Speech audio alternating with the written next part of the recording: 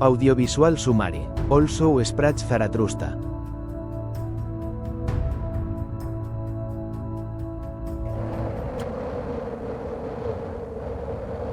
6,000 feet beyond man and time. Prologue to Zarathustra.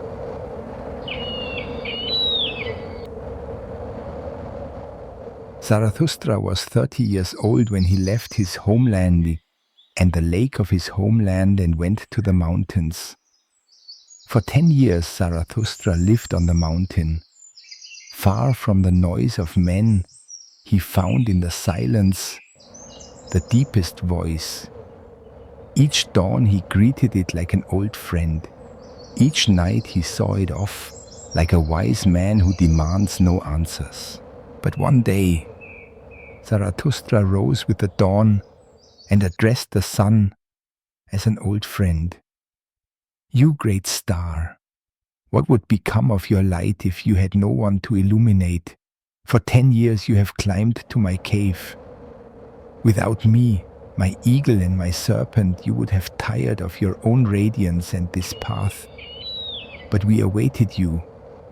Every morning we freed you from your overabundance and blessed you for it. Look, I am weary of my wisdom, like a bee that has gathered too much honey. I need hands that can reach out. I wish to give and to share until the wise among men rejoice once more in their folly and the poor in their wealth. From the summit the valley stretched out like a canvas to be painted. To do this, I must descend as you do at sunset when you cross the sea, bringing light even to the underworld, you immensely rich star. I, like you, must sink into my twilight as the men I wish to descend to say, bless me then, calm eye capable of looking without envy, even at too great a happiness. Bless the cup that wants to overflow so that golden water may flow from it, carrying everywhere the splendor of your delights. Look, this cup wants to be emptied again, and Zarathustra wants to become man once more.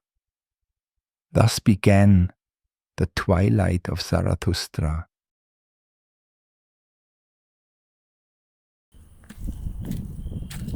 Along rocky, silent paths, he descended from the mountains, carrying the flame of his thought with him, but meeting no one.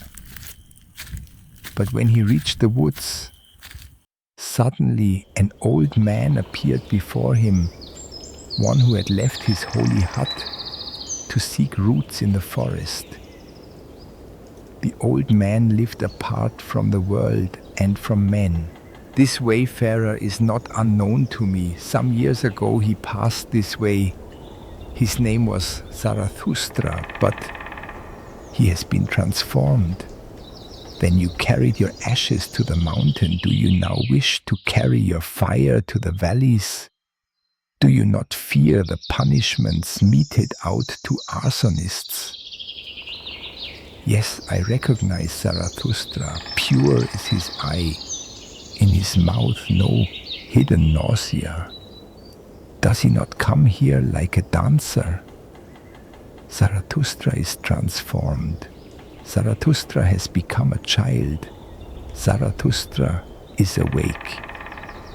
What do you want to do now among those who sleep? In solitude you lived as if at sea, and the sea carried you. Oh, do you now wish to go ashore? Oh, do you wish to drag your body back, yourself? Zarathustra replied, I love men. Why? Said the saint. Did I go into the forest and the solitudes? Was it not because I loved men too much?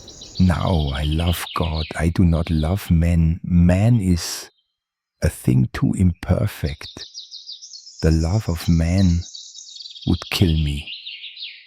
Zarathustra replied, What did I say, Wo? Love. What I bring to men is a gift. Give them nothing, said the saint. Better to take something from them and carry it with you. That will be the greatest good for them, provided it does you good. And if you must give them nothing but alms, and let them beg for it too. And what, asked Zarathustra, does the saint do in the forest? The saint replied, I make songs and sing them. And as I do, I laugh, I cry, I groan. Thus I praise God, who is my God. Let me go quickly, said Zarathustra, so that I take nothing from you. And so they parted, the old man and the man, laughing as two boys laugh. But when Zarathustra was alone, he spoke thus to his heart. Is it possible? This old saint in his forest has not yet heard that God is dead. The animals of the forest looked at him without fear. He walked as one who does not disturb but listens. When Zarathustra arrived at the village where the tightrope walkers' festival was being held, the people were laughing and dancing, unaware of what they were about to hear. Zarathustra spoke thus to the people. I teach you the Superman. Man is something to be surpassed. What have you done to surpass him? All beings have until now created something above themselves. And do you wish to be the ebb of that great flood? To regress to the animal rather than surpass man? What is the ape to man? A mockery or a painful shame? And precisely that is what man must be to the Superman, a mockery or a painful shame. Look, I teach you the Superman. He is that lightning, he is that madness. Man is a rope stretched between the animal and the Superman. A rope over an abyss, a dangerous crossing, a dangerous walking, a dangerous looking back, a dangerous shuddering and stopping. The greatness of man is in being a bridge and not a goal. What is worthy of love in man is to be a passing and a passing.